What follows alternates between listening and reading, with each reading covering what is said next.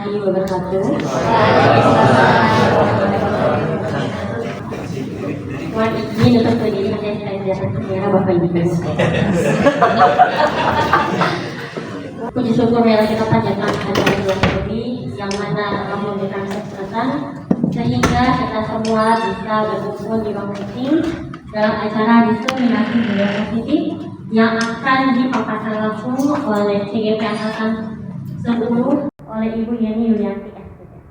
Salawat salam semoga tetap dicurahkan kepada Ibu kita Nabi besar Muhammad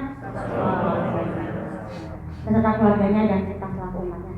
Yang terhormat Ibu Pengawas Pembina Ibu Dina Hirunisa, suatu kebahagiaan ya diseminasi kali ini dihadiri langsung oleh Ibu Pengawas dan Fasil juga dan Bapak Ibu Fasil. Oh ibu dan Ibu Fasil luar biasa merangkap jodoh ya.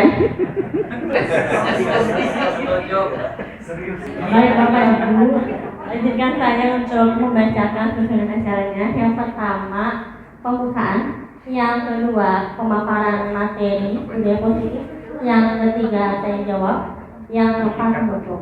Untuk mengefektifkan waktu, marilah kita buka acara diseminasi budaya positif oleh CGP Angkatan 10 dengan mengucap lafaz Bismillahirrahmanirrahim.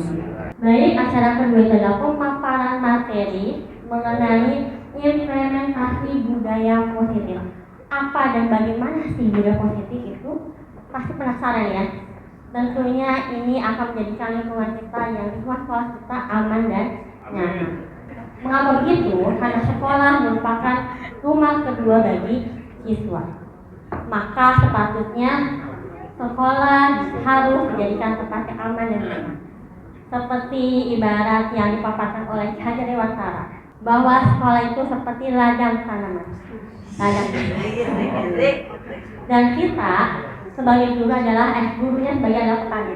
Bagaimana menimbulkan atau memutuskan benih-benih yang baik? Tentunya petani tersebut harus mempersiapkan tanah yang baik, lingkungan yang baik. Dalam hal ini juga berarti sekolah harus menyiapkan lingkungan yang baik, aman dan oh iya, baik. Speaking ya Bu ya. Ayo Bu. Bu kita speaking dulu ya Bapak Ibu ya. Iya punya bisa aja ya di sini. Oh ya baik. Kagok begini. Kalau oke punya kalau tepuk pagi berapa kali? Siang berapa kali?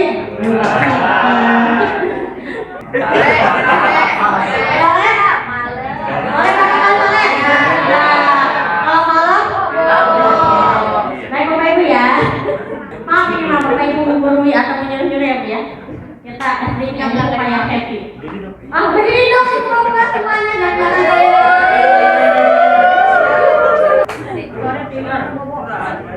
ya, kita mulai ya Bu ya Bapak ya. Pagi, siang, sore, malam. Caranya cepat ya Bapak Ibu ya. Malam.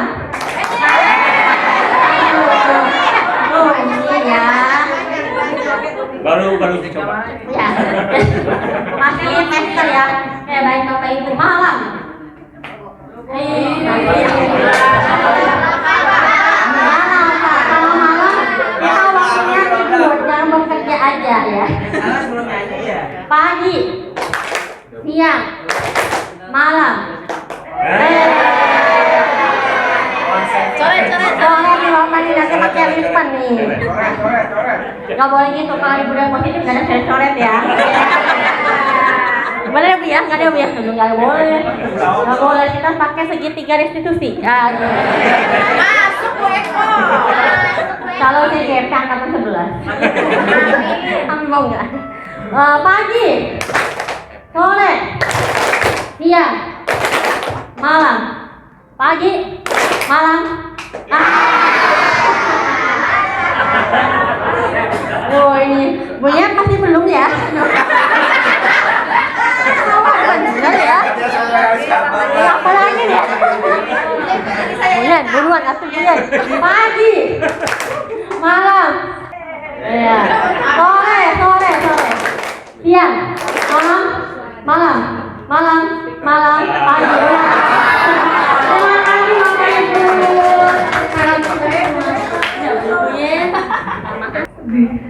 Saya punya pantun boleh? Biji selasih dimakan burung putih. Bunga mawar mekar wangi merekah. Terima kasih warga SMA 1 Lilian. Semoga kegiatan kita kali ini membawa berkah. Assalamualaikum warahmatullahi wabarakatuh.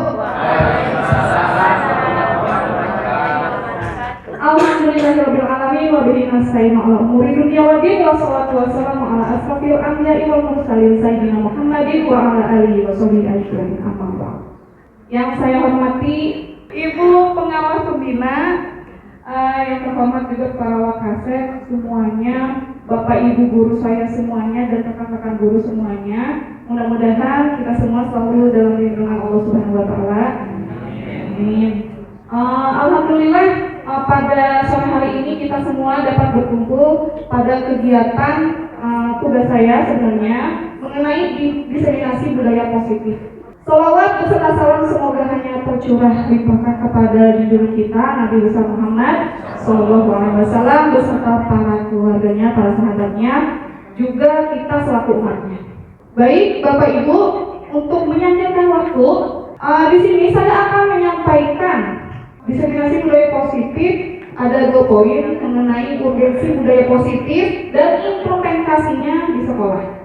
Adapun tujuan kegiatannya yaitu saya sebagai CGP ini menyampaikan informasi, tentunya kita akan belajar bersama, dan peserta diseminasi memahami urgensi kolaborasi warga sekolah dalam menciptakan dan mengimplementasikan budaya positif di sekolah dengan baik.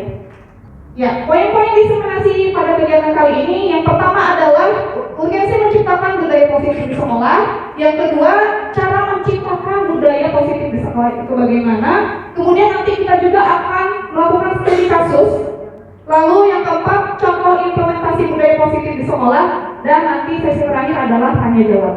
Nah, latar belakang yang saya ambil dari penyampaian diseminasi tentang budaya positif ini adalah pada kurikulum Merdeka ini. Kita sekarang sudah dari tahun lalu ya untuk masuk ke kurikulum Merdeka. Jadi di kurikulum Merdeka ini untuk mencapai tujuan pendidikan mencetak manusia merdeka menurut Ki Hajar Dewantara, maka pendidikan diarahkan agar berpihak pada murid.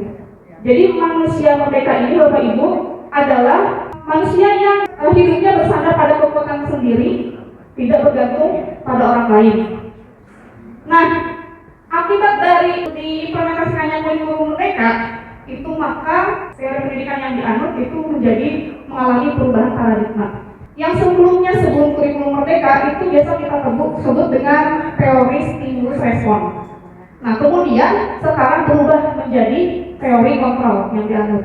Jadi di sini ada seorang psikiater sekaligus pendidik namanya Dr. William Glasser meluruskan beberapa miskonsepsi tentang makna kontrol.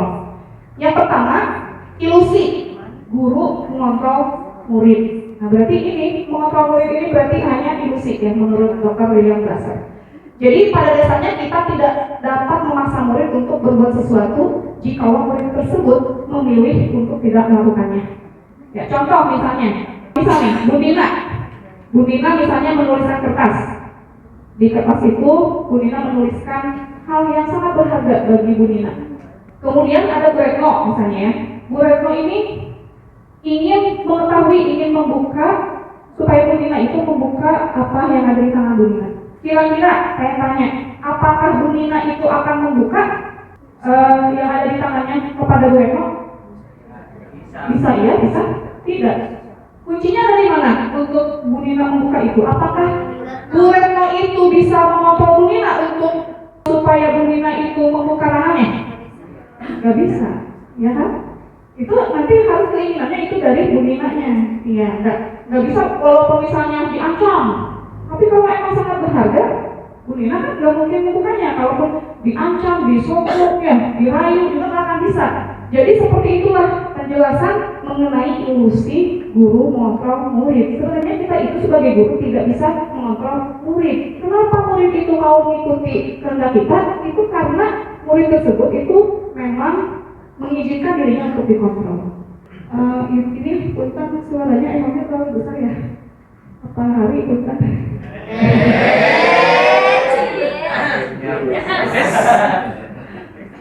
Pada Mas Andi ya.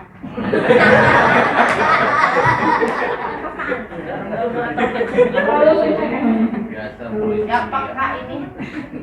Ya, seperti ini Bapak Ibu untuk perubahan paradigma dari stimulus respon ke teori kontrol, ya. Dulu itu kita menganggap bahwa realitas kebutuhan kita itu sama.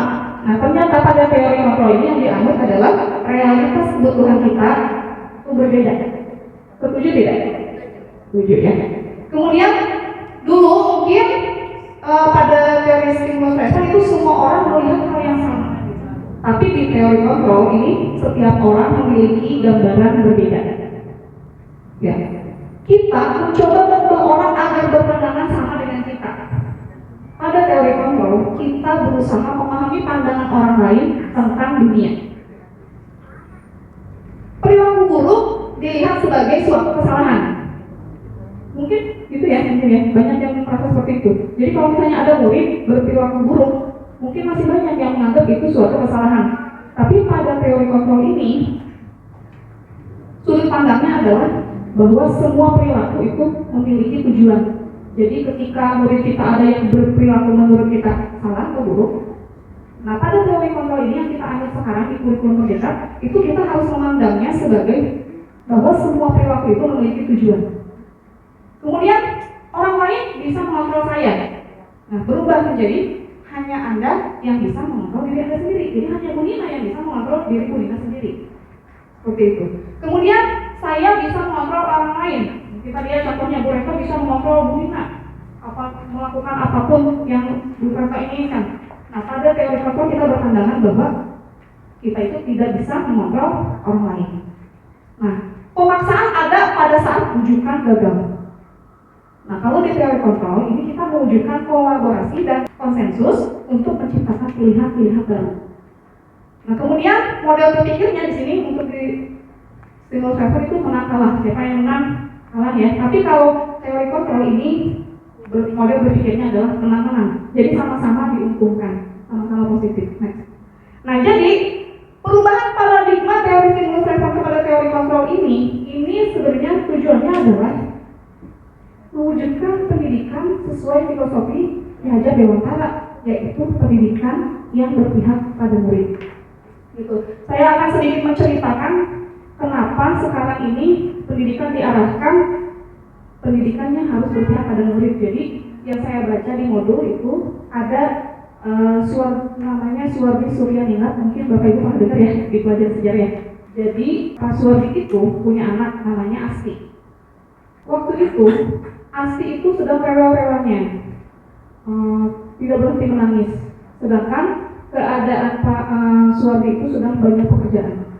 Jadi Suwardi menganggap tangisan anaknya itu adalah sebuah tekanan yang mengganggu pekerjaannya gitu. Sampai-sampai emosi anaknya dikeluarkan dari rumah. Ya. Waktu itu kondisinya di luar negeri, kemudian anaknya itu dikeluarkan dari rumah karena nangis terus, dikeluarkan dari rumah. Itu takutnya ada juga nih yang masih melakukan nih. Ya, kita masih bersama.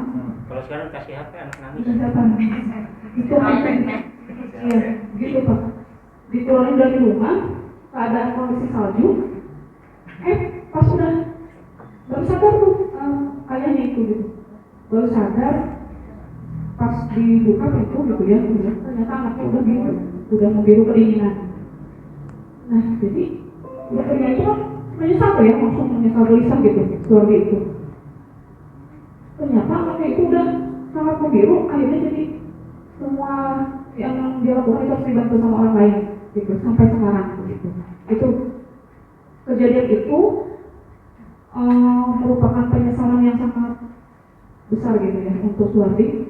Lalu Ki Hajar Dewantara ini menjadikan kejadian itu sebagai dasar pendidikan kenapa kita harus benar-benar berpihak pada anak gitu ya.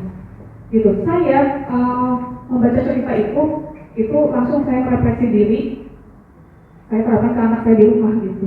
Makanya sekarang perubahannya setelah mengikuti guru penggerak ini banyak sekali ilmu psikologi pendidikan yang menjadikan saya terutama di rumah aja, di rumah itu bisa memandang anak itu ya berpihak pada anak seperti filosofi pendidikan Ki Hajar Dewantara. Jadi di sekolah juga sama. Saya sekarang yang dulunya kalau misalnya ada murid nakal gitu ya, sekarang mau seperti tadi teori kontrol itu gitu menganggapnya ya, bahwa perilaku dia itu memiliki tujuan gitu. Jadi makin paham gitu Bapak Ibu di pendidikan guru penggerak itu ya. Nah kemudian untuk mewujudkan pendidikan yang berpihak pada murid itu ya, berarti salah satu yang bisa kita lakukan adalah membantu murid belajar dengan aman dan nyaman sesuai filosofi Ki Hajar Dewantara seperti yang tadi dikatakan oleh Ibu MC kita, Ibu Haji Puroda Yuna. Nah, jadi implementasinya adalah kita bisa menciptakan budaya positif di sekolah. Next. Ya. Budaya positif, berarti budaya positif itu berarti apa? Budaya positif adalah menciptakan tadi lingkungan yang aman dan nyaman berarti di sekolah. Lalu bagaimana cara menciptakan budaya positif di sekolah? Kalau saya ini di sini, saya sudut pandang saya mau mengelompokkannya dua. Yang bisa kita lakukan adalah pertama disiplin positif dan yang kedua itu tidak memberikan penghargaan atau hukuman. Ini saya kelompokkan dua. Next. Mengapa itu? Nanti saya jelaskan. Berdasarkan pemikiran Ki Hajar Dewantara untuk mencapai kemerdekaan atau dalam konteks pendidikan kita saat ini untuk menciptakan murid yang merdeka, syarat utamanya adalah harus ada disiplin yang kuat. Disiplin yang dimaksud adalah disiplin diri yang memiliki motivasi internal. Diane Dawson dalam bukunya itu mengungkapkan bahwa guru perlu meninjau kembali penerapan disiplin di ruang-ruang kelas mereka selama ini, apakah telah efektif, apakah berpusat, apakah memerdekakan, memandirikan, atau bagaimana dan mengapa. Nah, ini mungkin yang kita hadapi bersama-sama Bapak Ibu ya. Mendisiplinkan murid selama ini dianggap sebagai pekerjaan guru yang paling menantang. Setuju tidak? Iya. Kebanyakan guru berpandangan bahwa seandainya murid bisa disiplin, maka mereka akan dapat belajar dengan baik. Setuju tidak? Iya. Akhirnya dengan segala cara, guru itu berusaha mendisiplinkan murid dan sayangnya masih banyak guru yang melaksanakan hukuman untuk mendisiplinkan murid. Padahal mendisiplinkan dengan hukuman seringkali tidak efektif dan bersifat jangka pendek karena motivasi murid untuk melaksanakan disiplin itu karena motivasi eksternal, bukan motivasi internal. Nah, jadi saya akan ulas satu persatu apa itu disiplin positif. Yang nantinya disiplin positif itu pertama kita harus memahami 5 posisi kontrol guru. Yang kedua nanti kita bisa implementasikan membuat keyakinan sekolah atau keyakinan kelas. Kemudian yang ketiga adalah segitiga restitusi. Jadi itulah disiplin positif terdiri dari 3 itu. Nah, 5 posisi kontrol guru. Ini menurut Diane Dawson. Menghukum, membuat rasa bersalah, teman, pemantau, manajer. Penghukum. Baik Bapak Ibu, ini sedikit studi kasus untuk mengenali bila mana seandainya kita masih berada di posisi penghukum. Jadi ciri-cirinya seorang penghukum itu bisa menggunakan hukuman fisik maupun verbal. Jadi tidak hanya fisik, tapi verbal juga termasuk bisa dikategorikan seorang penghukum. Kemudian, orang-orang yang menjalankan posisi penghukum senantiasa mengatakan bahwa sekolah memerlukan sistem atau alat yang dapat lebih menekan murid-murid lebih dalam lagi. Kemudian, guru-guru yang menerapkan posisi penghukum akan berkata, patuhi peraturan saya atau awas. Itu berarti penghukum itu ciri-cirinya. Kalau mengatakan seperti itu. Kemudian, kamu selalu saja salah. Penghukum. Selalu, pasti selalu yang terakhir selesai. Itu penghukum. Mana diri. Merujuk itu mengumpulkan tugas. Mana diri. Guru seperti ini senantiasa percaya hanya ada satu cara agar pembelajaran bisa berhasil, yaitu cara dia. Gitu. Kemudian penghukum itu biasanya nada suaranya tinggi, bahasa tubuhnya matanya melotot, dan jari suka menunjuk-nunjuk. Masa? Gak ada ya di mana-mana ya Bapak Ibu. Alhamdulillah ya. Terlambat lagi, pasti terlambat lagi. Selalu datang terlambat. Kapan bisa datang tepat waktu? Dapat itu? Gak ada ya? Gak ada di sini. Alhamdulillah. Ya, lalu tanyakan kepada diri Anda bagaimana perasaan murid bila guru berbicara seperti itu pada saat muridnya datang terlambat. Ini untuk renungan kita saja. Saya pribadi sebenarnya. Ya. Kemudian hasilnya ini kemungkinan murid marah dan menggendam atau bersifat agresif hasilnya sebenarnya Bapak Ibu. Bisa jadi sesudah duduk kembali murid tersebut akan mencoret buku atau meja tulisnya. Lebih buruk lagi sepulang sekolah murid melihat motor atau mobil Bapak Ibu dulu dan akan membuat kendaraan tersebut dengan takut menuju dengan kalau misalnya karena dia sakit hati dihukum gitu Bapak Ibu.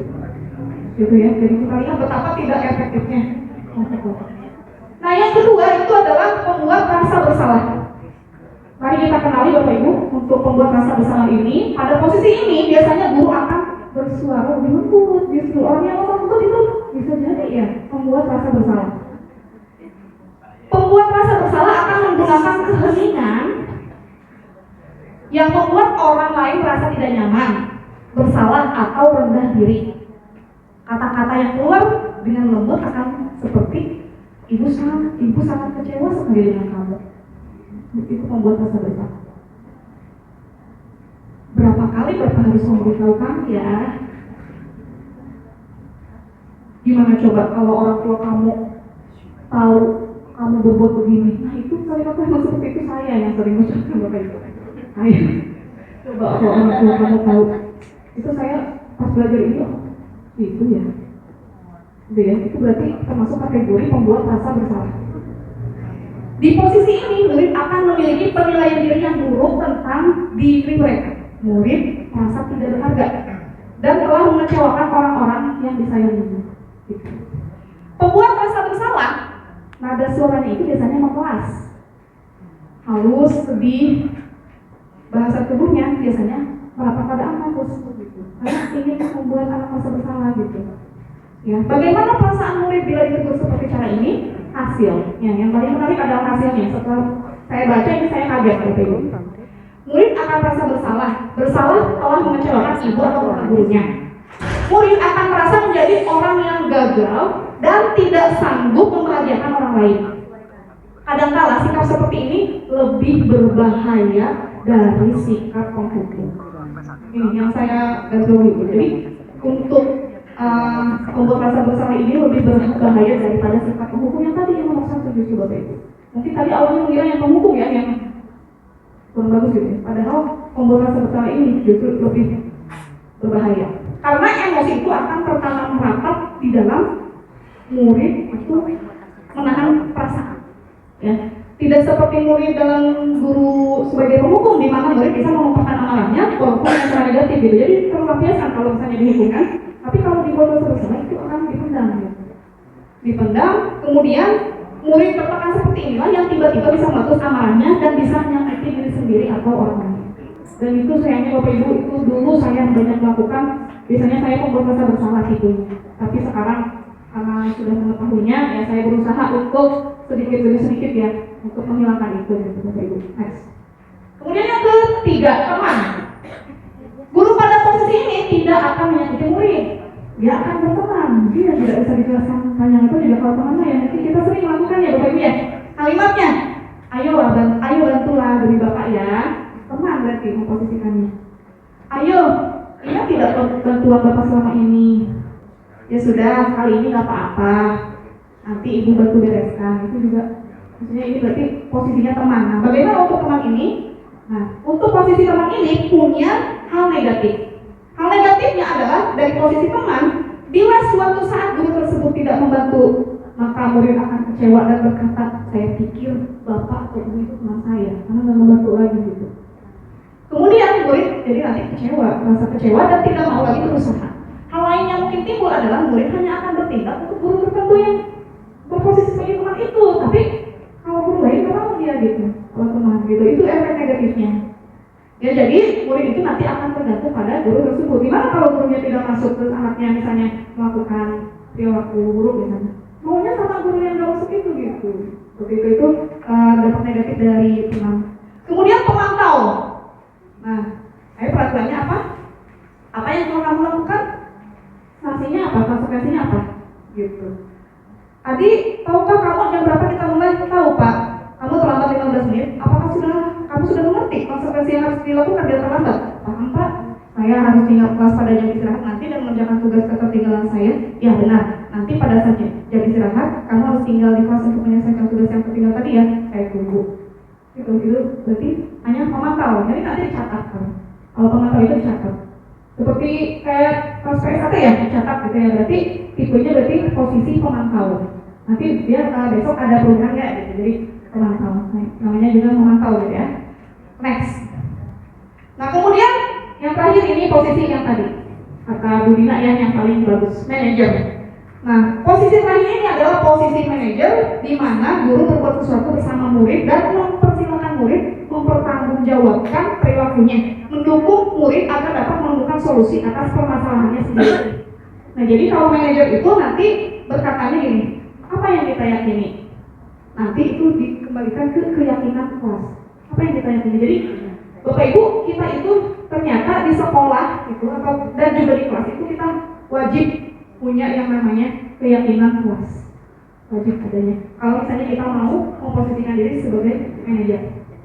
Itu nanti kita juga akan bahas mengenai keyakinan kelas. Lalu apakah kamu meyakininya dan seterusnya. Nah, manajer ini nada suaranya tulus.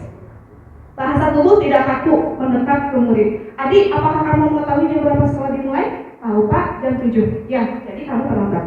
Kira-kira bagaimana kamu akan memperbaiki masalah ini? Jadi Bapak Ibu untuk manajer. Next. Nah, bisa jadi dalam praktik penerapan disiplin sehari-hari kita akan kembali ke posisi teman atau pemantau gitu ya. Karena murid yang ditangani belum siap diajak berdiskusi misalnya. Yang terbaik itu maksudnya manajer. Ya, tapi kan kalau misalnya manajer itu biasanya anak dipanggil. Nah, kadang-kadang anak itu kan sulit dipanggil misalnya ya. Itu kita bisa memposisikan sebagai teman dulu atau pemantau dulu gitu. Jadi untuk manajer ini bisa lebih fleksibel gitu. Bisa teman, baru nanti terakhirnya manajer gitu. Tapi yang tidak direkomendasikan itu yang dua itu Bapak Ibu kira apa? Penghukum dan pembuat rasa bersalah yang sangat tidak direkomendasikan. Next.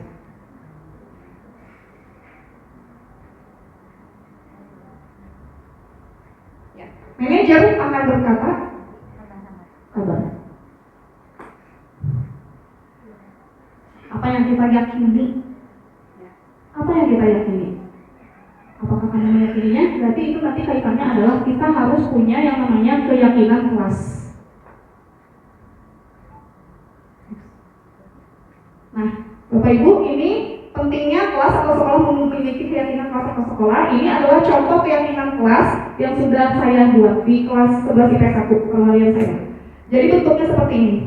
Keyakinan kelas 11 IPS 1 SMA 1 yang pembelajaran 2023-2024 bertanggung. Di sini mereka memiliki keyakinan kelas ada 5 buah poin. Bertanggung jawab, saling menghargai dan menghormati, disiplin, sopan santun, jujur. Dan ini mereka yang membuat sendiri. Ya, kemudian keyakinan kelas itu ditandatangani oleh seluruh warga kelas. Kalau ini kan kemarin simulasi jadi cuma sedikitan. Next. Nah jadi di tahun ajaran baru ini alhamdulillahnya pas ya Bapak Ibu ya. Sekarang kan udah di PSHP, berarti kan bentar lagi tahun ajaran baru. Nah itu kita itu oleh kementerian itu dihimbau untuk menyusun keyakinan kelas untuk wali kelas itu. Ya, pertama sekolah juga sebenarnya harus punya yang namanya keyakinan sekolah. Itu berarti nanti yang buat berarti pihak sekolah ya, BK dan sebagainya itu membuat keyakinan sekolah. Dan kita wali kelas itu membuat keyakinan kelas. Jadi keyakinan kelas ini berawalnya dari peraturan. Peraturannya itu digali dari murid-murid. Kamu pengen kelasnya seperti apa dan tidak ingin seperti apa. Tulis tuh misalnya, jangan dulu. Nah, misalnya pengen kembalikan barang ke tempatnya, kata si A misalnya. Kita tulis semuanya tuh. Ya, kemarin saya menggunakan Google Doc. Ya, ada juga guru yang nggak pakai teknologi itu pakai sticky note gitu ya. Depan satu-satu pengen kelasnya seperti apa. Nah, baru nanti dari peraturan udah didata semuanya dari 36 siswa. Itu nanti peraturan itu diubah jadi ini dulu, yang negatif jadi positif. Misal, kembalikan barang ke tempatnya positif kan ya? Iya, kalau dilarang mengganggu orang lain, jangan kan berarti ya? Berarti negatif. Gitu. Nah nanti yang negatif itu diubah jadi positif. Misalnya tidak berpakaiannya asal-asalan, itu kan berarti positifnya berpakaian rapi. Gitu. Itu tahapannya seperti tahapannya dari digali dulu secara natural gitu ya. Peraturan-peraturannya apa? Lalu yang kalimatnya negatif diubah jadi positif. Itu kenapa diubah jadi positif? Itu supaya kita bisa melihat yang namanya nilai kebajikan. Nilai kebajikan universal namanya. Nilai kebajikan universal itu adalah suatu kata yang seperti tadi itu jujur, bertanggung jawab. Itu namanya nilai-nilai kebajikan yang sifatnya universal. Bukan untuk agama tertentu. Misal kalau misalnya sholat tepat waktu, itu kan berarti tidak universal. Berarti untuk hanya orang Islam ya. Ya, kita nilai kebajikannya itu nanti yang dijadikan keyakinan kelas itu yang sifatnya universal. Kira-kira kalau sholat tepat waktu itu nilai kebajikan universalnya apa Bapak Ibu? Sholat tepat waktu. Disiplin. Tanggung jawab berarti. Itu nggak kewajiban ya? Nah berarti nilai kebajikan itu tanggung jawab bukan sholat gitu kan. Jadi nanti untuk nilai-nilai kebajikan yang ada di keyakinan kelas tadi kan saya ada 5. Itu disarankan 3 sampai 7 saja supaya mudah diingat gitu. Seperti itu ya untuk keyakinan kelas. Nah, baru nanti yang sama semua misalnya dari si A, si B, si C tanggung jawab, berarti diambil tanggung jawab. Misalnya ada 10 orang dia menginginkan saling menghargai, terus jadi 1 kan? Nah, jadi makanya yang saya kemarin itu sekitar 25 siswa itu jadinya hanya 5 nilai kebajikan yang ternyata pas digali itu, pas dikelompokkan gitu. Jadi cuma 5, jadi makanya disarankannya 3 sampai 7 saja. Iya, nggak boleh banyak-banyak supaya mudah diingat. Untuk apa? Kalau misalnya kita mau posisikan diri sebagai manajer, kita kan akan menaikkan dengan keyakinan kelas. Nah, nanti akan ingat kan karena mereka menandatangani gitu. Jadi yang tidak sejalan dengan keyakinan kelas, yang mana yang kamu lakukan itu gitu. Ya, yang mana coba lihat. Oh iya Bu, saya tidak sejalan dengan saling menghargai. Misalnya kalau ada yang ngejek temannya gitu, ada yang ngejek temannya di kelas. Berarti nanti kita naikkan kamu tidak sesuai. Jadi kamu harus bagaimana? Iya Bu, saya harus menghargai teman. Jadi itu nantinya apa sih mendorong siswa untuk menyadari sendiri gitu, secara internal gitu. Next. Ini adalah contoh praktik saya di kelas untuk penyusunan keyakinan kelas. Assalamualaikum warahmatullahi wabarakatuh.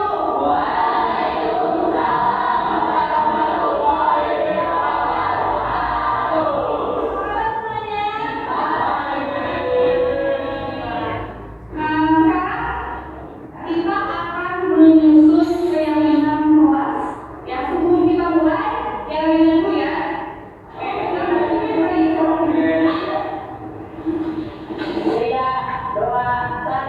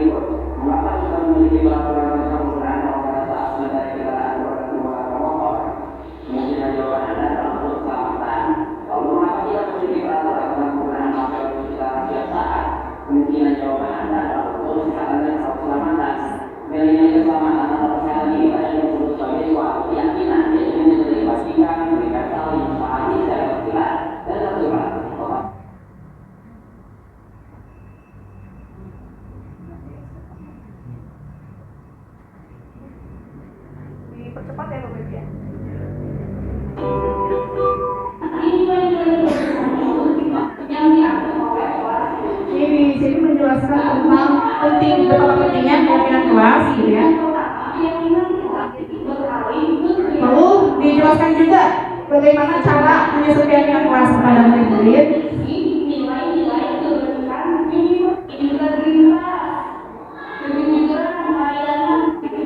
Nah, dijelaskan juga bahwa proses pembentukan keyakinan kelas itu dari peraturan-peraturan kelas. Nanti mereka akan dikasih tabel ini ya, yang tadi diisi. Nah, saya juga kasih contoh beberapa format keyakinan kelas. Ini yang dari modul ya. Yang kelas 1, kelas 5 formatnya bisa seperti ini Bapak Ibu, ada banyak pilihan. Ya, kalau tadi yang saya buat itu formatnya yang keyakinan kelas 5. Jadi memunculkan nilai kebajikannya saja gitu.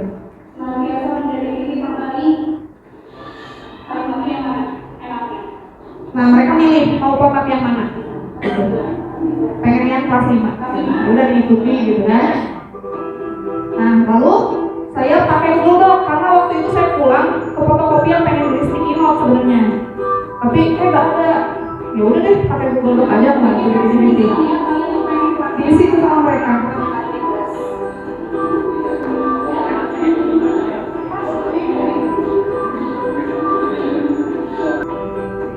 Lewat Google Doc. Nah ini, jadi tampil semuanya ya. Jadi semua murid itu bisa membaca apa aja peraturan yang diinginkan dan seterusnya. Kemudian kalimat-kalimat yang negatif tidak mencontek saat mengerjakan tugas dari guru kan negatif. Kita ubah jadi kalimat positif supaya terlihat nilai kebajikannya mudah gitu. Nilai kebajikan mudah.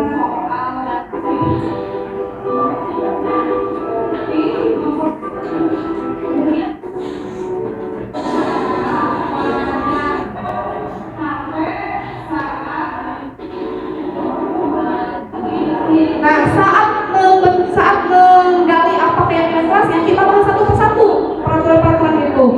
Jadi misalnya mereka tidak bisa menentukan, misalnya berpakaian harus rapi gitu kan, kalimat positifnya.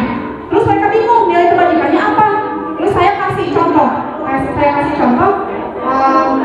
Kasih contohnya itu gini. Misalnya kamu nih berpakaian dari setrika, acak-acakan, itu berarti kamu gimana gitu? Menghargai diri sendiri gak? Oh iya Bu, berarti kalau saya berpakaian garis setrika, kucel gitu ya, kotor, itu berarti tidak menghargai diri sendiri ya Bu? Nah itu berarti nilai kebajikannya itu adalah menghargai diri sendiri gitu. Jadi itu caranya. Kalau misalnya kita ubah dulu dari kalimat negatif ke positif. Nah setelah itu mereka bingung nilai kebajikannya apa yang universal gitu. Kita tanya gitu, itu jadi satu persatu peraturan itu jadi dibahas gitu di kelas. Makanya nanti mereka itu punya keyakinan kelas yang berasal dari mereka sendiri. Nah seperti itu. Nah kemudian yang sama dikelompokkan. Nah, akhirnya terakhir ditandatangani, udah di print, ditandatangani satu persatu. Nah jadilah keyakinan kelas seperti itu. Nah, adapun testimoni dari murid mengenai keyakinan kelas. Ya, assalamualaikum warahmatullahi wabarakatuh. Nama saya Remo Fisal Mustafa. Saya merupakan ketua kelas 11 IPS 1. Di sini saya mau kasih testimoni nih mengenai dibuatnya keyakinan kelas pada siang hari kemarin, di mana teman-teman saya menyambut baik ataupun menyambut positif adanya keyakinan kelas ini, dan saya melihat perubahan yang cukup signifikan dari perbuatan atau perilaku teman-teman saya. Hal itu disebabkan karena keyakinan kelas ini berasal dari siswa, oleh siswa dan untuk siswa juga. Jadi dengan adanya keyakinan kelas, siswa didorong untuk mengeluarkan pendapat mengenai perilaku-perilaku yang mereka inginkan dan membuat kelas yang ideal. Nah, perilaku-perilaku ini juga yang kemudian akan diterapkan atau diimplementasikan oleh mereka sendiri. Jadi siswa tidak merasa tertekan dengan adanya peraturan yang ada, sebab peraturan itu ataupun keyakinan kelas itu dibuat oleh kehendak mereka. Sehingga saya berpikir bahwa keyakinan kelas ini jauh lebih efektif karena dibuat dengan melibatkan seluruh pihak dan termasuk siswa itu sendiri. Jadi ya intinya saya menyambut baik dan teman-teman saya juga menyambut baik, serta saya tutup dengan ucapan terima kasih Bu Yani. Ya begitu ya untuk keyakinan kelasnya. Nah jadi untuk disiplin positif ini berarti sudah kita bahas tentang memahami 5 posisi kontrol, dan yang kedua adalah membuat keyakinan sekolah. Ya, ini usaha untuk disiplin positif. Yang ketiga adalah segitiga restitusi. Nah, segitiga restitusi itu adalah program disiplin positif yang berpusat pada murid yang dikembangkan oleh Diane Grossman untuk memudahkan para guru dan orang tua dalam melakukan proses untuk menyiapkan anaknya melakukan restitusi bernama segitiga restitusi. Segitiga restitusi ini terdiri dari 3, makanya disebutnya segitiga. Pertama, itu nanti ada langkah yang namanya menstabilkan identitas. Yang kedua, nanti ada yang tindakan yang namanya validasi tindakan yang salah. Dan yang ketiga adalah menanyakan keyakinan. Makanya keyakinan kelas tadi itu jadi nomor pertama gitu yang sangat penting gitu ya untuk restitusi ini. Next. Nah, jadi mengapa kita harus melaksanakan segitiga restitusi? Itu kita harus memahami bahwa menurut Dr. William Glasser itu semua perilaku memiliki tujuan yang tadi ya. Jadi dikenalkan adanya 5 kebutuhan dasar manusia, yaitu bertahan hidup, penguasaan, kasih sayang dan rasa diterima, kebebasan, kesenangan gitu. Jadi ketika murid melakukan perilaku buruk itu kita menganggapnya tidak, ini bukan suatu kesalahan gitu, sesuai teori kontrol yang tadi gitu ya. Jadi karena ini adalah murid itu tuh punya tujuan gitu, makanya kita harus mengenali ini siswa masalahnya apa sih. Oh, dia itu caper, suka bikin masalah baru, ternyata adalah kurang kasih sayang gitu, mungkin broken home gitu. Jadi kita harus menggali itu untuk apa? Untuk memudahkan kita berkomunikasi dengan dia ketika kita menjalankan restitusi. Misalnya lagi ada anak yang nyopet, nah berarti kira-kira apa Bu, Bapak Ibu? Yang kebutuhan yang tidak terpenuhi? Nyopet? Bebas? Penguasaan, berarti memang kurang menguasai gitu. Jadi kita nanti untuk melaksanakan dialog dengan siswanya itu mudah kalau misalnya kita memang memahami 5 kebutuhan dasar manusia ini. Nah, tadi itu ya, perilaku, semua perilaku memiliki tujuan gitu. Jadi kita berpandangannya harus seperti itu. Nah, oke, ini untuk praktik saya segitiga restitusi.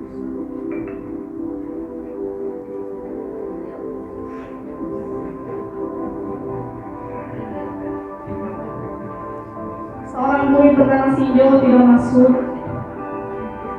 karena terlambat 15 menit, lalu memutuskan diam di masjid karena tidak ingin dimarahi guru dan dipermalukan depan kelas.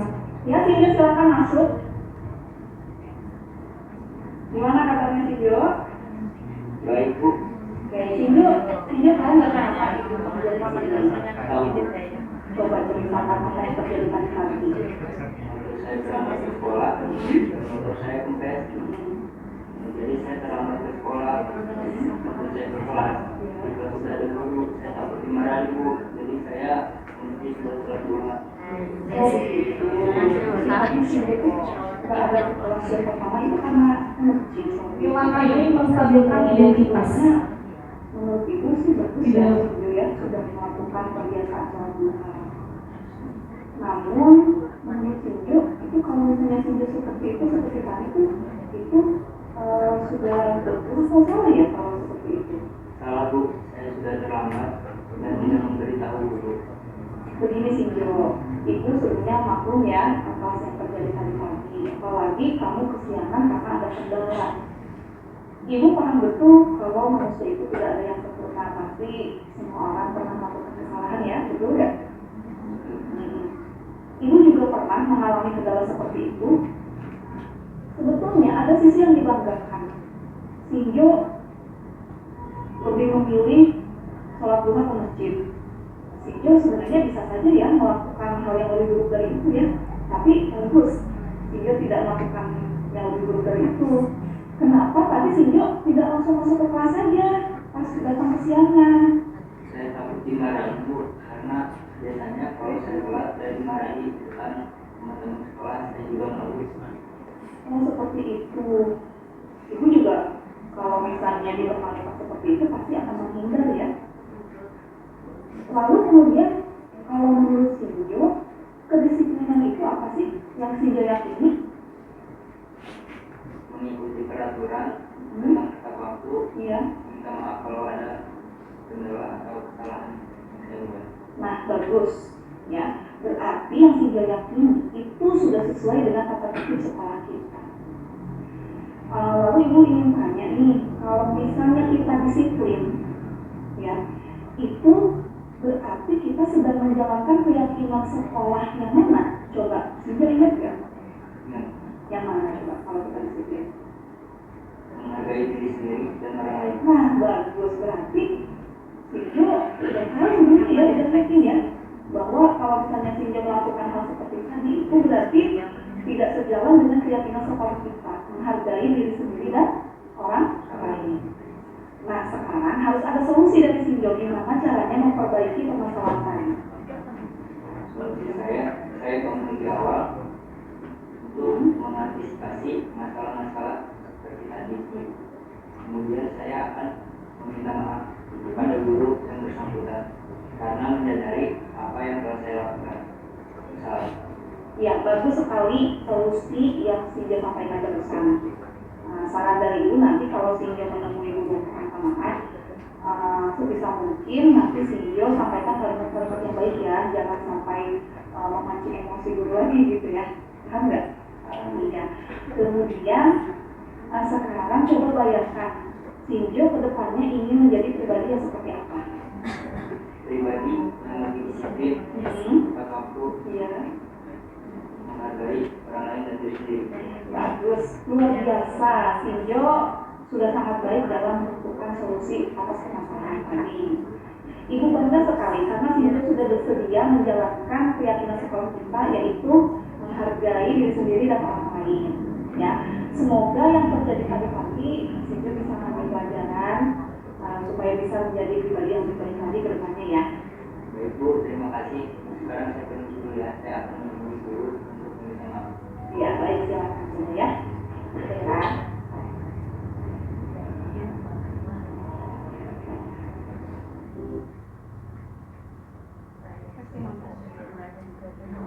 Assalamualaikum warahmatullahi wabarakatuh. Perkenalkan, saya Ratu Adriana Rahma dari kelas 11 IPS 1. Di sini saya akan memberikan kritik terhadap Yeni sebagai wali kelas dari 11 IPS 1. Ini ada dua video tadi, satu sisi ada lagi sisi. Siswa ditangani menggunakan segitiga restitusi. Rasa internet sendiri pastinya akan merasa aman, nyaman, serta tidak merasa malu karena biasanya guru-guru di sekolah lain akan menegur siswa secara langsung di tempat dan tentunya siswa akan merasakan malu serta tidak merasa jerah atas kesalahan yang telah dia perbuat. Dan dengan ditandai tanganinya menggunakan segitiga restitusi ini juga dapat membantu siswa mengambil keputusan dengan tepat dan mengajak siswa agar menyadari kesalahan yang telah dibuat oleh siswa tersebut. Terima kasih. Wassalamualaikum warahmatullahi wabarakatuh. Kamu tahu nggak kenapa Ibu panggil Ratu? Pasti gara-gara kejadian dengan kakak kelas tadi ya Bu? Nah, itu Ratu sudah tahu. Coba Ibu pengen dengar dari Ratu. Gimana sih diceritakan coba lengkap gimana tadi kejadiannya waktu di kantin? Iya Bu, tahu. Tadi ada kakak kelas yang nabrak aku dan mengomentari make up aku di depan banyak orang. Kan aku jadi malu Bu. Oh begitu. Kemudian setelah kakak kelas menegur kamu, itu apa yang kamu lakukan? Tadi aku dorong aja dia Bu. Soalnya aku nggak terima ditegur di depan banyak orang kayak gitu. Ibu paham nggak?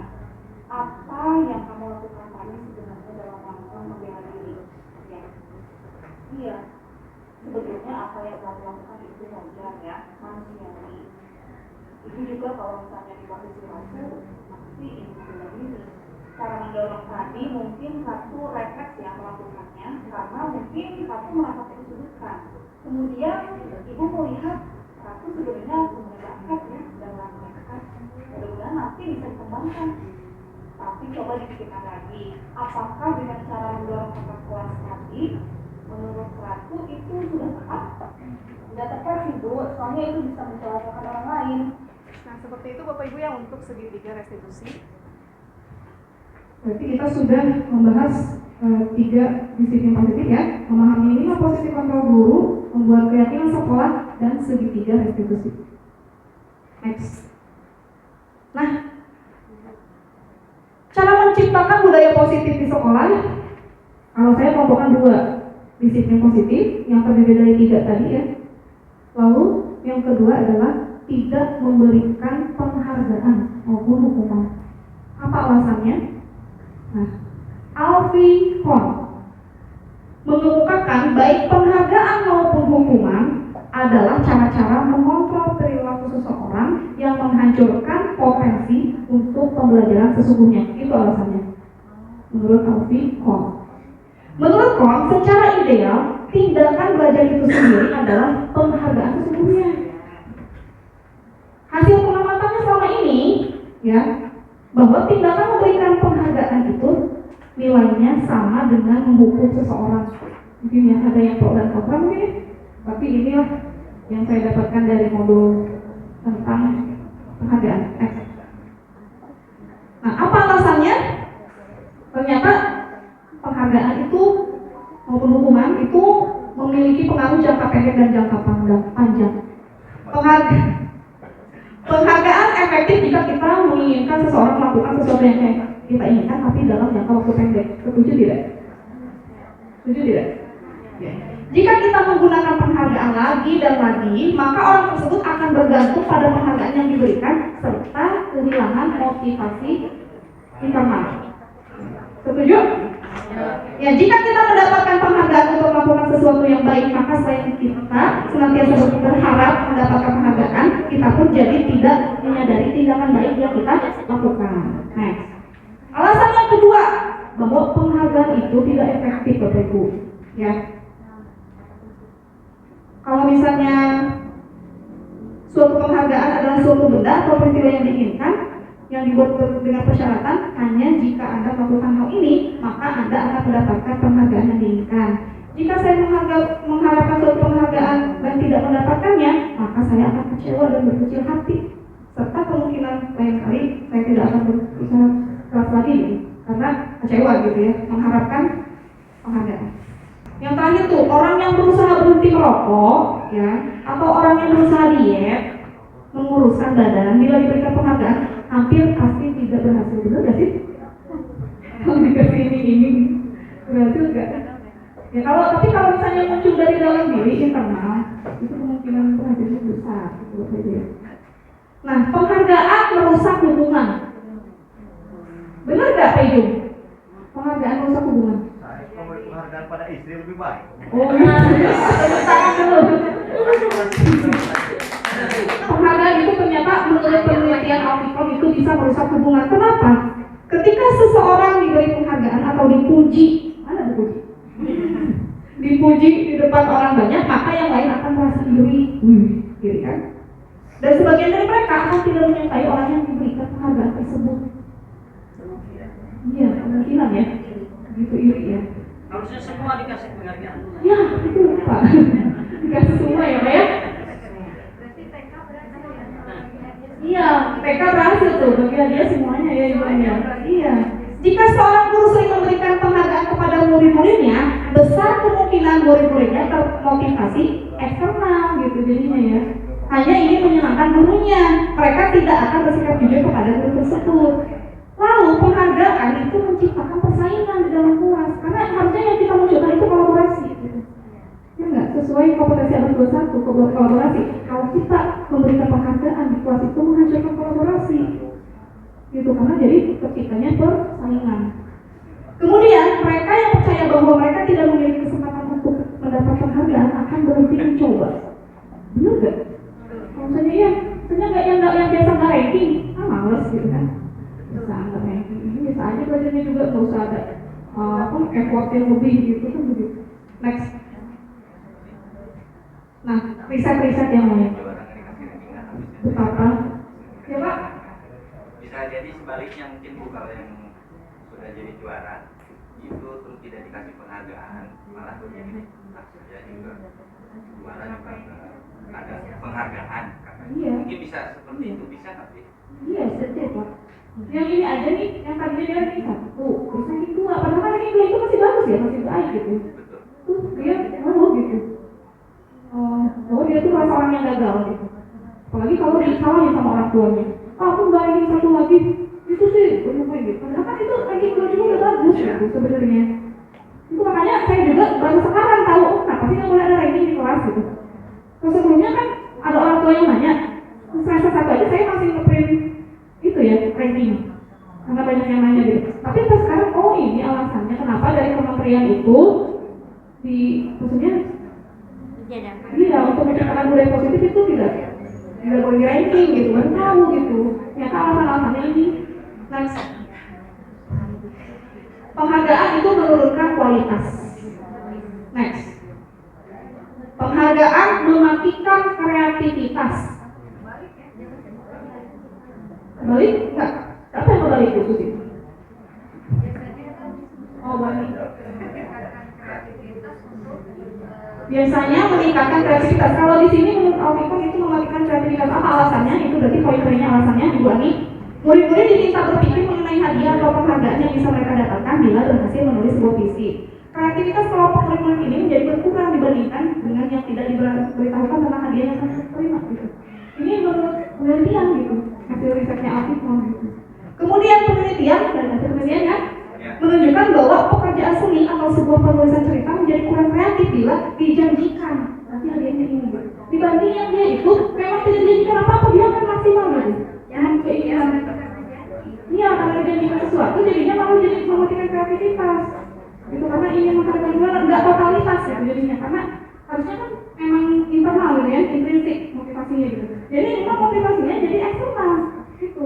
Itu makanya untuk budaya positif ini kita itu berusaha memunculkan motivasinya dari dalam kesadaran sendiri gitu, bukan karena sesuatu. Kalau sesuatu nanti eksternal gitu. Next. Penghargaan menghukum. Penghargaan itu menghukum mereka yang tidak mendapatkan penghargaan. Misalnya dalam sistem ranking. Nah gitu ya, yang tadi. Lanjut. Motivasi dalam dirinya tadi ya. Next. Nah jadi kesimpulannya ini. Untuk menciptakan budaya positif di sekolah, kita menciptakan disiplin positif dan tidak memberikan penghargaan maupun hukuman. Next. Terima kasih. Saya kembalikan ke moderator. Ya, terima kasih Ibu Yeni Yulianti atas pencerahannya. Sangat mencerahkan sekali ya. Sampai tadi ngantuk. Nah, jawab ya. Ya. 3. Baik Bapak Ibu. 2 aja, 2. Bapak Ibu aja saya ada tanya jawab. Dibuka cermin pertama itu 2 orang penanya. Bagi Bapak Ibu yang ingin bertanya, ya, Frau Yanti, Bu Ani, 2 dulu ya. 2 apa 3? 5. Ya, Frau Yanti, Bu Ani dan Awas.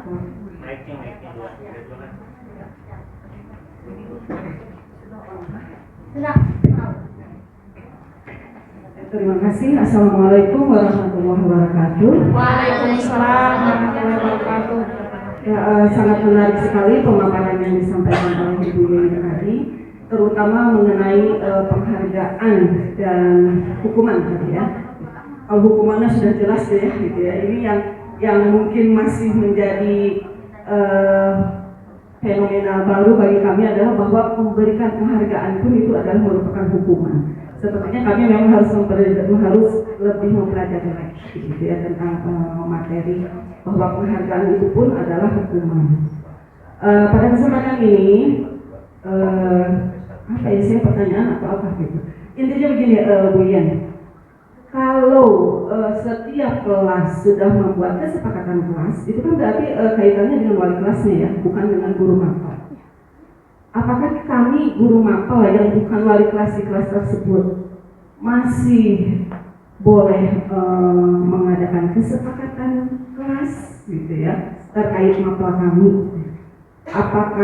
Apakah memang sudah cukup dengan kesepakatan kelas yang sudah dibuat oleh wali kelas? Dan saran saya, alangkah baiknya jika kesepakatan kelas yang sudah ditandatangani itu ditempel di dinding kelas, sehingga semua guru mapel apapun yang mengajar di kelas itu tahu bahwa kelas ini kesepakatan kelasnya seperti ini. Jadi kalau untuk saya pribadi, sepertinya saya tidak perlu membuat lagi kesepakatan kelas untuk mapel bahasa Jerman. Tinggal ngikutin aja di PS1 kesepakatannya apa. Nanti nilai-nilai yang terkait dengan mapel saya dikaitkan pula dengan kesepakatan kelas tersebut. Itu saja mungkin ya. Terima kasih. Assalamualaikum warahmatullahi wabarakatuh. Waalaikumsalam warahmatullahi wabarakatuh. Mau langsung dijawab? Baik. silakan. Baik, terima kasih atas pertanyaan yang luar biasa dari Pak Yanti. Yang saya ketahui kemarin dari hasil pemahaman saya ya Pak, jadi untuk keyakinan kelas itu berbeda dengan kesepakatan kelas, berbeda juga dengan tata tertib kelas. Gitu. Jadi keyakinan kelas itu khusus untuk kelas, keyakinan kelas wali kelas. Tapi yang namanya menurut Mapau itu justru harus ada yang namanya kesepakatan kelas bahasa Jerman, kesepakatan kelas matematika. Itu nanti kesepakatan tuh misalnya tidak boleh makan minum. Terus ada juga tata tertib kelas, boleh gitu. Kalau keyakinan kelas itu nilai-nilai kebajikan yang mereka yakini. Kalau misalnya yang dilakukan oleh guru Mapau namanya kesepakatan kelas, berbeda dengan keyakinan kelas. Kalau kesepakatan berarti yang disepakati tentang tata tertib di Mapau bahasa Jerman khusus itu. Tetap harus dibuat ya. Iya, kesepakatan kelas namanya. Kalau keyakinan kelas yang dimiliki oleh kelas tersebut gitu.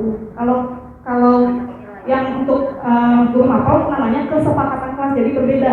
Ada kesepakatan kelas, ada keyakinan kelas. Begitu Pak. Dan bolehkah kesepakatan Keyakinan kelas tadi itu apakah boleh dipajang? Itu justru harus dikantong Pak. Belum beres nih, baru dibuat sebesar mungkin. Iya, betul Pak itu. Keyakinan sekolah juga sama Pak. Itu harus dipajang di sekolah di mana di Benal gitu. Keyakinan sekolah SMA Negeri 1 Luliang itu apa aja? Yang pertama harus dilihat P5 profil pajak Pancasila itu utama. Terus kalau ada tambahan-tambahan lain, boleh kan kalau profil pajak Pancasila itu ada 6 dimensi. Ya kan? Itu berarti nanti ditambahkan lagi hasil kesepakatan warga sekolah gitu. Itu nanti udah jadi ditandatangani itu semua dipajang tuh kayak misalnya itu kayak PPDB gitu kayak gitu. Itu keyakinan SMA 1 Luliang itu namanya keyakinan sekolah. Terus ada lagi keyakinan kelas dan itu harus dipajang, memang harus dipajang, disatukan dijajarkan dengan organigram dan lain-lain. Dan itu harus dilakukan, sebenarnya itu harus dilakukan di awal tahun ajaran baru. Kan besok bulan Juli ya, itu harusnya dilakukan gitu. Di bulan Juli itu kita semua wali kelas itu kegiatan minggu pertama itu tentang menyusun keyakinan kelas, organigram keyakinan kelas gitu ya. Terus di minggu pertama berarti biasanya 2 pertemuan ya kalau saya. Di pertemuan berikutnya itu ada kegiatan pendalaman keyakinan kelas, ada kegiatannya lagi. Di situ ada nanti contohnya mengisi tabel P dan tabel Y kalau tidak salah. Terus di situ nanti di kelas itu harus terdengar apa? Misalnya suara bolehkah saya meminjam? Terlihatnya seperti apa? Misalnya berpakaian rapi. Terus terdengar, begitu seperti berpilih laku gitu. Itu di tabel Y itu kegiatan pendalamannya juga ada gitu. Terus untuk tabel T-nya tugas guru apa? Bukan tugas guru apa? Tugas murid apa? Bukan tugas murid apa? Itu juga nanti ada kegiatannya untuk pendalaman keyakinan kelas. Jadi di minggu pertama itu memang harus dilaksanakan keyakinan kelas beserta kegiatan pendalaman kelas. Lalu untuk keyakinan sekolah atau keyakinan kelas itu harus ditinjau ulang, boleh ditinjau ulang. Misalnya udah 3 bulan nih, ada misalnya yang kurang cocok, itu ditinjau ulang kembali, diubah bisa itu. Jadi fleksibel gitu, sesuai kesepakatan warga kelas atau sekolah.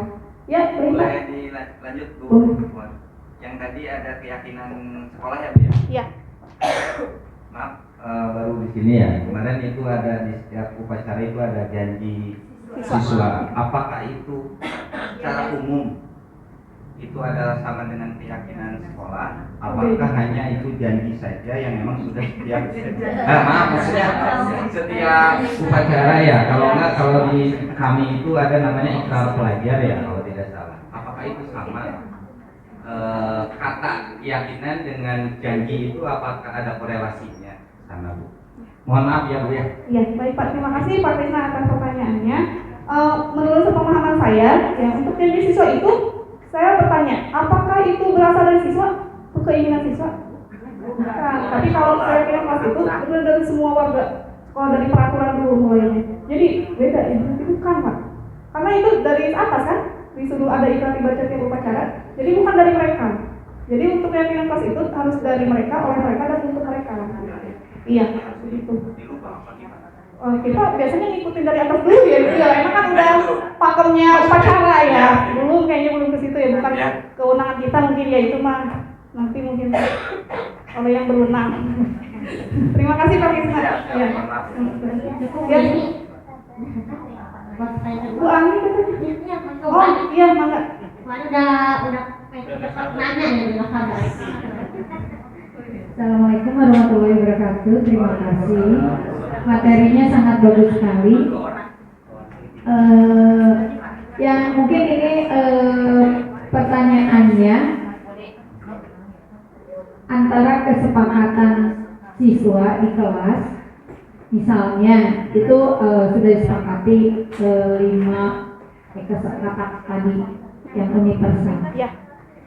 Kemudian namanya siswa, walaupun ada kesepakatan, tapi tetap aja ada ya peluang untuk melanggar. Nah, apa yang harus kita lakukan jika di kelas kita ada saja siswa yang melanggar kesepakatan itu? Nah, antara kesepakatan dengan tadi penghargaan, sebenarnya seperti uang, dua belah uang yang tidak bisa dipisahkan ya. Kasih sayang ibu pun kadang-kadang satu anak ini karena rajin, kadang-kadang ingin memberi lebih uangnya. Nah itu kadang-kadang kalau diketahui kakaknya bahwa si ibu ini ngasih uang lebih ke satu anak itu memang memunculkan rasa iri. Ya, itu kasih sayang di dalam keluarga pun kita sebagai orang tua merasakan itu antara anak satu. Maka kita sebagai orang tua harus berlaku adil. Nah, adil itu kasih sayang itu nggak bisa dihilangkan. Dia membazir, kainungkan, hati pisan dan sebagainya. Nah itu kelebihannya. Nah di kelas pun misalkan itu nggak bisa nggak bisa dihilangkan antara penghargaan walaupun dalam bentuk perhatian lebih, akan bahkan informasi ke anak yang baik itu akan selalu memberikan informasi yang banyak karena dia mendengarkan dan sebagainya, atau diberi peluang untuk menambah nilai. Mau nggak kamu kasih tugas tambahan biar nilai kamu lebih besar?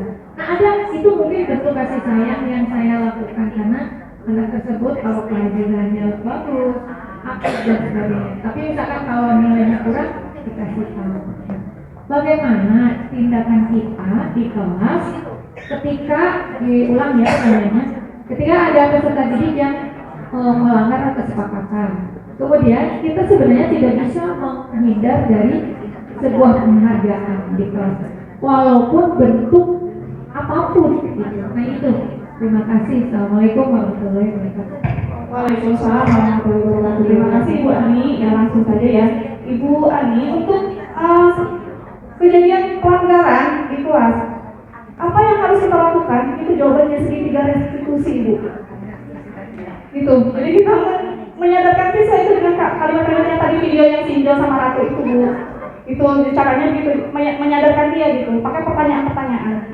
Nah itu videonya udah di-upload di YouTube, kalau misalnya mau lihat lagi gitu ya bisa nanti di luar ini.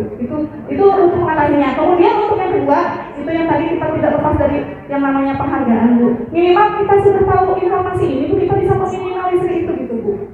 Begitu. Iya sedikit demi sedikit itu. Walaupun misalnya tidak bisa langsung ya, karena kita terbiasa gitu ya, dari dulu suka ngasih penghargaan. Minimal Bu kalau misalnya kita tahu informasi ini bisa keren gitu Bu. Oh milah-milah mana yang penghargaan yang masih bisa dilakukan, mana yang sebaiknya tidak bisa gitu. Contoh kasus ya, misalnya contoh kasus di dalam kelas itu kesepakatannya satu, misalkan ketika guru mengajar tidak boleh makan, tapi kalau minum boleh, satu misalkan. Yang kedua kejujuran, tiba-tiba ada yang bilang uang, ada yang bilang HP, misalnya kan kejujuran tadi kan. Nah itu kasus itu terjadi. Nah tadi ada segitiga restitusi, tapi kan ya benar kan segitiga restitusi.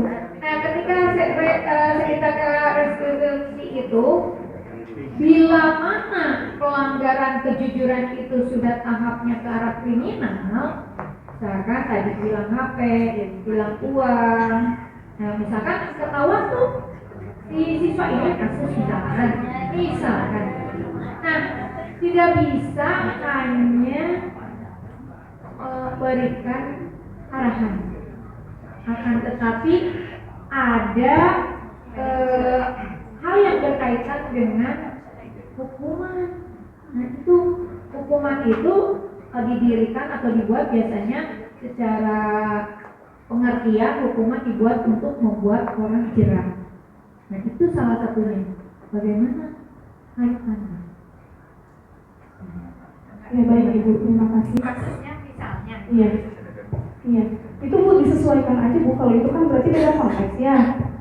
Sebenarnya tadi untuk menghukum itu apakah bisa membuat jerah? Tadi udah disampaikan poin-poinnya bahwa nggak efektif sebenarnya untuk menghukum itu. Justru yang efektif itu adalah menyadarkan dulu itu untuk kedepannya dia gitu. Sadar gak kalau misalnya cuma jerah, apakah yakin dia jerah gitu? Kalau misalnya untuk tindak kriminal, maka itu ya kalau misalnya di bawah umur mah bukan, nanti tindakannya juga penanganannya bertahap bertingkat. Kalau yang keyakinan kelas ini yang ditangani oleh wali kelas. Mungkin nanti kalau misalnya wali kelas belum bisa kan ke BK ya. Ada tahapan-tahapannya ke manajemen, ke kepala sekolah gitu gimana tingkatannya. Ini mah kita bahas keyakinan kelas yang ditangani oleh kita sebagai guru ataupun wali kelas. Kalau misalnya guru kan tidak melaksanakan segitiga restitusi, biasanya kan guru menyerahkan ke wali kelas ya.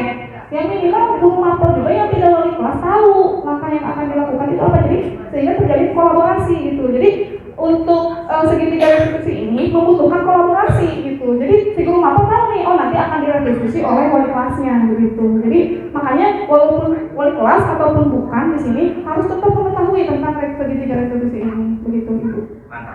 Atau misalnya ini Mas bertanya, kalau di situ ada kesepakatan, misalnya ada kesepakatan, boleh nggak ini bertanya, boleh nggak ada kesepakatan ini hukuman gitu, boleh nggak dicantumkan gitu? Tidak boleh, tidak boleh ya Bu? Sanksi ya, sanksi. Misalkan kesepakatannya di kelas tidak boleh makan, kalau minum boleh, tapi tiba-tiba ada yang makan. Nah, itu misalnya, apakah itu harus tertera juga biar anaknya tahu? Kalau misalnya nih Bu, misalnya tidak boleh makan dan minum di kelas saat jam pelajaran, sanksi mentraktir teman sekelas. Nggak mungkin ya kita tuliskan sanksinya Bu, gitu ya. Atau secara lisan mungkin ya Bu. Jadi intinya ya, jangan dicantumkan, jangan dicantumkan berarti. Kan berarti jelek banget nih kalau ada sanksinya, misalnya membersihkan WC, kan nggak banget itu tampang di ini gitu ya. Iya seperti itu. Terima kasih Ibu Ani atas pertanyaannya luar biasa. Serasa di sidang skripsi. Boleh nambahin sedikit ya. Jadi sebenarnya tadi Ibu ini sudah menjelaskan bahwa berbeda ketika kesepakatan dan keyakinan. Betul, ya, betul. Ya kan? Ya. Ini tadi udah bilang bahwa beda kesepakatan dan keyakinan. Kalau keyakinan itu akan dibuat oleh wali kelas dan warga kelasnya. Jadi ketika ada warganya yang melanggar keyakinan kelas, maka dikembalikan kepada keyakinan kelas yang ada di kelas itu. Berbeda ketika Bu Ani dalam pelajaran sosiologi membuat kesepakatan kelas dengan murid Bu Ani, ya kan? Jadi itu tergantung pada Bu Ani nanti kesepakatan kelasnya seperti apa, ya. Dan itu dikembalikan juga kepada Bu Ani mau diapain ketika ada siswa yang melanggar dari kesepakatan kelas itu. Mungkin itu saja tambahannya. Terima kasih. Terima kasih Pak Ari yang telah menjawab. Pertanyaan terakhir ya Bu Yeni ya. Terakhir. Spesial Pak. Spesial. Bismillahirrahmanirrahim. Assalamualaikum warahmatullahi wabarakatuh. Waalaikumsalam warahmatullahi wabarakatuh. Pertanyaan saya, gaya positif itu tadi secara teori bagus sekali, tapi yang tentunya kita harus bagaimana mengaplikasikan, karena di SMA Leliang ini ternyata CDP-nya udah lumayan ya, saya juga CDP juga, calon guru pensiun. Sebenarnya juga sama, cuma jangkanya lama dan pendek. Artinya seperti itu. Jadi aplikasi itu adalah bukti nyata. Apakah hanya teorinya akan begini terus? Contoh, itu yang saya dapati atau saya mendapatkan ketika kita memberikan suatu sarana. Oh ini untuk ini untuk ini, ternyata lemari yang harusnya untuk buku itu ada di situ, ada sepatu dan lain sebagainya. Nah ini aplikasinya, teori sudah oke lah katakanlah. Tapi aplikasinya, ayolah sama-sama kita bergerak semua. Kemudian penghargaan. Saya merasa kalau penghargaan itu kok tadi menjadikan bahwa itu adalah hukuman. Justru kalau di olahraga atau kesenian itu penghargaan itu adalah merupakan suatu kebanggaan bahwa mereka berprestasi.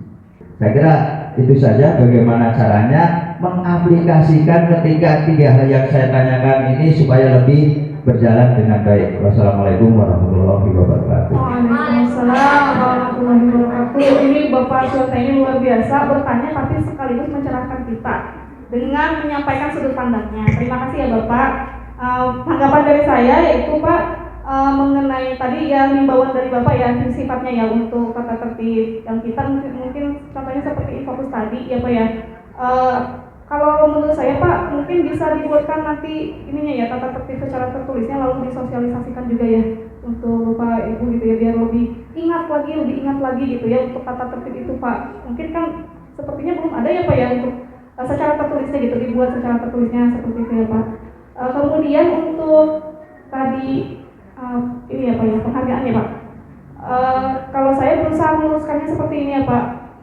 Konteks yang kita bicarakan ini dalam pendidikan dan proses belajar di kelas itu, pendidikan di sekolah dan di kelas itu Pak.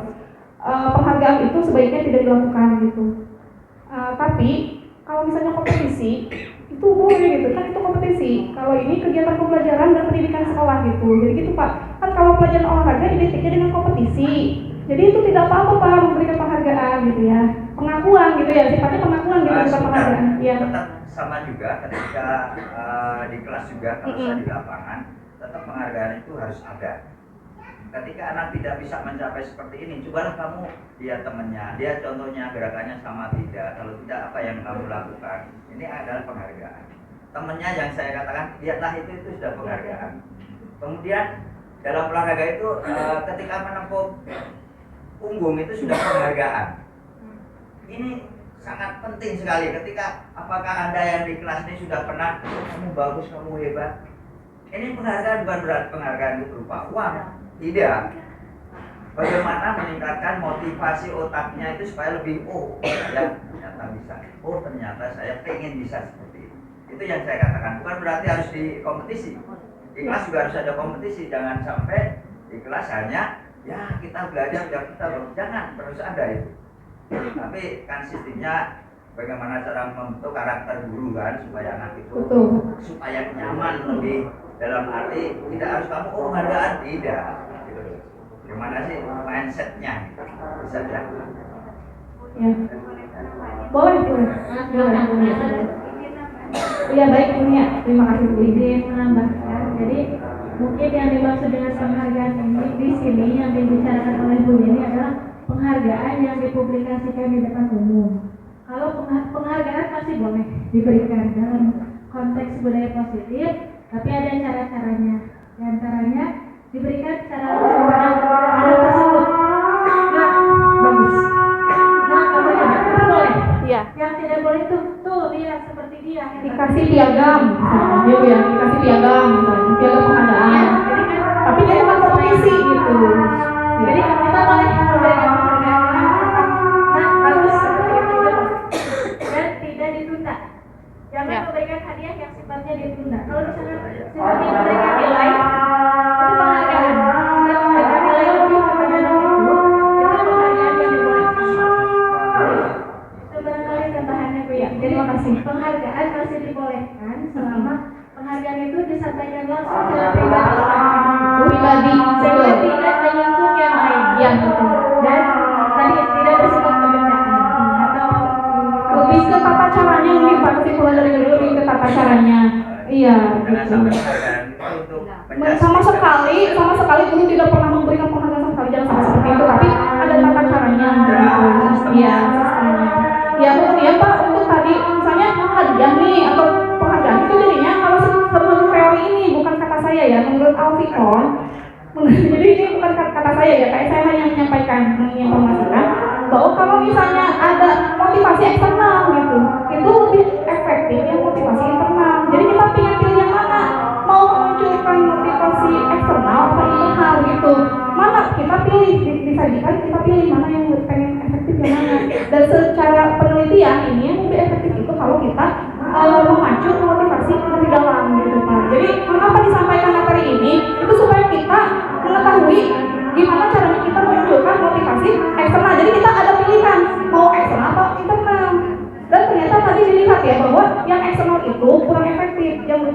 adalah internal, begitu Bapak.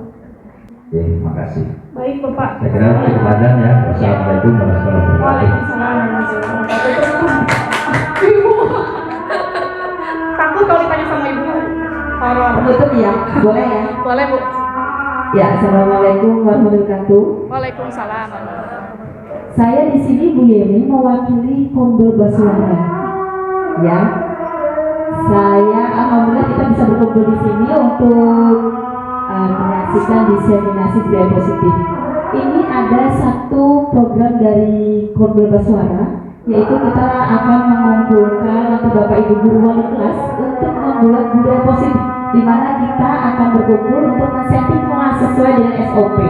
Bagaimana membuat budaya positif, tata tertib, dan nanti kita ajukan kepada pihak sekolah untuk merubah setidaknya tata tertib yang ada di sekolah itu berpihak kepada siswa. Seperti itu. Kemudian dari bahasa juga kan ada pojok-pojok literasi yang akan nanti kita buat, dan kita akan membimbing, mungkin akan sedikit agak ini kepada wali kelas, bagaimana cara menata kelas yang nyaman dan ramah lingkungan. Jangan sampai maaf di atas lemari banyak tumpukan ABC. Bahkan saya juga sudah meminta Bu Susi mungkin kalau ada karya-karya siswa yang bisa kita pajang di kelas yang tentunya dengan jangka panjang, itu bisa kita gunakan. Jadi itu alhamdulillah Bapak Ibu guru yang menyaksikan diseminasi budaya positif ini luar biasa, hampir 75%, dan menambah keilmuan kita semuanya untuk di tahun ajaran baru men-setting kelas sesuai dengan SOP yang sekolah di kelas menyenangkan, belajar menyenangkan dengan lingkungan yang sehat tentunya. Terima kasih. Assalamualaikum warahmatullahi wabarakatuh. Waalaikumsalam warahmatullahi wabarakatuh. Terima kasih Bu Surya. Terima kasih Bu Surya. Baik Bapak Ibu, terakhir ya 1 menit karena kita kurikulum merdeka ada yang namanya refleksi Bapak Ibu. 1 orang 1 menit aja untuk menyampaikan refleksi apa sih Bapak Ibu yang sudah dirasakan. Ya, dan perasaannya. Dan perasaannya bagaimana? Atau 1 kata semuanya. Oke, boleh. Gilir. Oh itu nanti lama juga ya. Satu orang aja ya, orang aja. Jangan Bu.